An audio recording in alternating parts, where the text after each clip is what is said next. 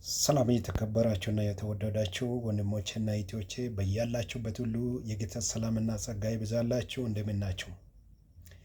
እኔ ግን የሰራዊቱ ጌታ ከለላና ጋሻ ሆኖልኝ በሚወጣበት በሚገባበት በየትኛውም ሁኔታዎች መካከል ክንዱ እየደገፈኝ እያገዘኝ እያበረታኝ ልጄ አትወድቅም እያለኝ ምሕረቱን አብዝቶልኝ ቸርነቱን አብዝቶልኝ ዛሬም በሕይወት አለሁኝ።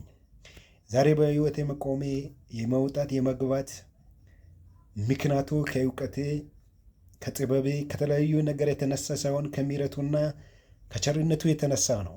ክብር ለኢየሱስ ይሁን። ለወደፊትም ስጋት የለኝም። ምን ይሆናለሁ፣ ምን ይውጠኛል፣ ምን ይደርሰኛል ብዬ የሚሰጋበት ስጋት የለኝም። ምክንያቱም የሚጠብቀኝ የሚተኛ አይደለም፣ የሚያግዘኝ የሚተው አይደለም፣ የሚጥል አይደለም። ለኢያሱ ከሙሴ ጋር እንደነበረው ካንተ ጋር ይሆናለሁ፣ አበረታሃለሁ፣ አግዝሃለሁ፣ አልጥልህም፣ አልተውህም፣ ሙሴን እንዳገዝኩም አንተንም አግዛለሁ ብሎ እንደተናገረው ለእኔም ቃል ስለገባለኝ ቃል የሚያጥፍ ሳይሆን የሚረዳኝ የሚያግዘኝ የማይጥለኝ የማይተወኝ አምላክ ስላለኝ የነገ ስጋት የለኝም። ምን ይሆናሉ አልልም፣ መተማመኛ ኢየሱስ ነውና።